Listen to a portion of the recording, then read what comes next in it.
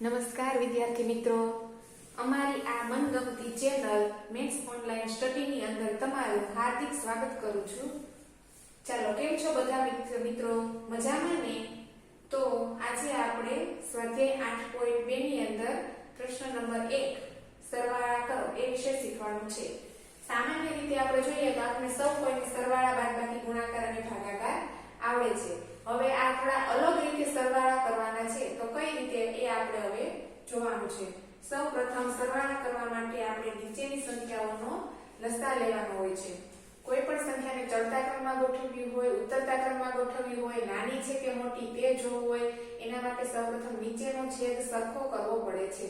જો સરખો આપેલો હોય તો કોઈ સવાલ નથી, સરખો ન આપેલો હોય તો આપણે એના માટે શું કરવાનું?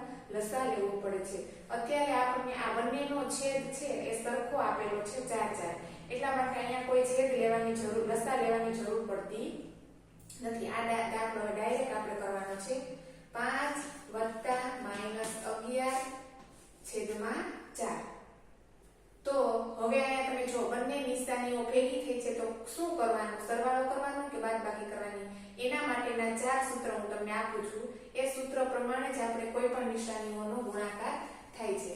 વત્તા વત્તા બરાબર વત્તા થાય છે, ઓછા ઓછા બરાબર વત્તા થાય છે, વત્તે ઓછે બરાબર ઓછા થાય છે, ઓછે વત્તે ઓછા થાય છે. આ 4 સૂત્ર છે આપણે યાદ રાખવાના છે.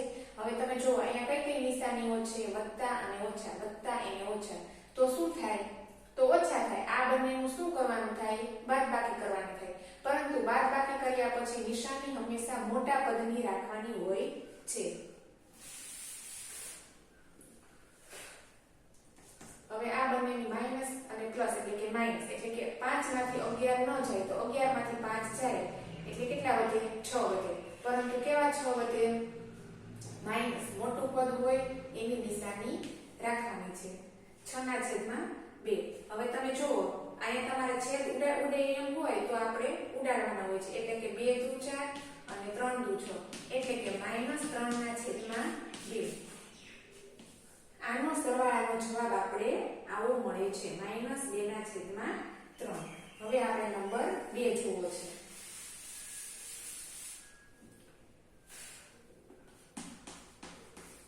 ની અંદર 5/3 + 3/5. હવે અહીં આપણે સૌપ્રથમ છેદ સરખા નથી, એટલે છેદ સરખા કરવા માટે 3 અને 5 નો લસા લેવો પડશે. તો કેટલા થાય? 5 અને 3 નો લસા 15 થાય. તો 15 થાય તો છેદ સરખા કરવા માટે લસાનો ઉપયોગ કરીએ એટલે 5 આવે વત્તા 5 તેરી 15 એટલે અહીંયા 3 આવે, 25 25 25 અને અહીંયા 9 3 તેરી 9 અને છેદમાં આપણે 15 એક જ વખત લખવાના છે. 9 અને 25 કેટલા થાય? 34. 34/15. હવે આપણો આ જવાબ મળી ગયો છે. નંબર 2 ની અંદર 34/15. હવે આવે છે નંબર 3.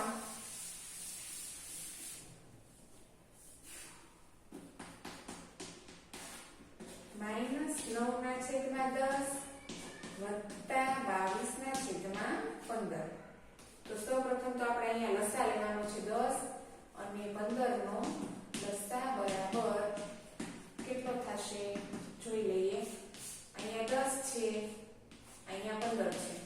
સૌપ્રથમ 2 નો કર્યો, 2 × 5 = 15, 3 × 5 = 15, 5 તેરી 15, 15 દુ 30. લસા આવે છે 30. 30 આવ્યો છે. હવે છેદ સરખા કરવા માટે છેદમાં અને અંશમાં 3 3 સાથે ગુણાકાર કરવાના છે. 15 દુ 30 એટલે અંશમાં પણ 2 સાથે -27/30 વત્તા 44/30. હવે આપણે શું થશે? આ બંનેનો વત્તે ઓછે ઓછા થાય, એટલા માટે બાદબાકી થાય અને મોટા પદની નિશાની. 44 માંથી 27 જાય,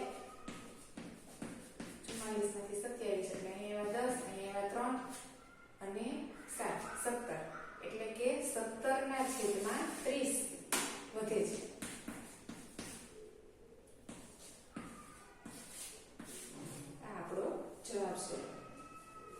નંબર 4.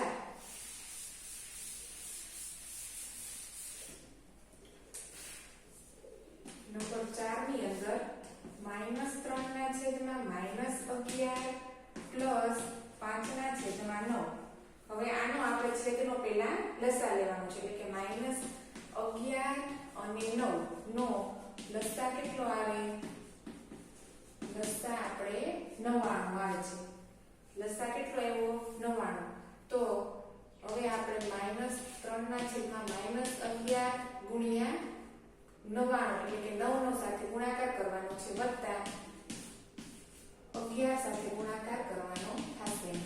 હવે આ માઈનસ માઈનસની નિશાની ઊંડી છે એટલે કેટલા આવે અહીંયા? 9 તેરી 27 એટલે 27 અને વત્તા 11 પંચા 55 અને છેદમાં 99 બરાબર આ બંનેનો સરવાળો કેટલો થાય? 82 અને છેદના 99. આ આપણો 82 ના છેદમાં 99 એ આપણો જવાબ છે. વિદ્યાર્થી મિત્રો હવે આગળના 3 દાખલા છે, દાખલા નંબર 5, 6 અને 7 એ આપણે આગળના વિડીયોમાં જોશું. જો વિદ્યાર્થી મિત્રો ન સમજાય તો કોમેન્ટ કરજો. અમારી ચેનલને લાઈક કરો, શેર કરો અને સબસ્ક્રાઇબ કરો.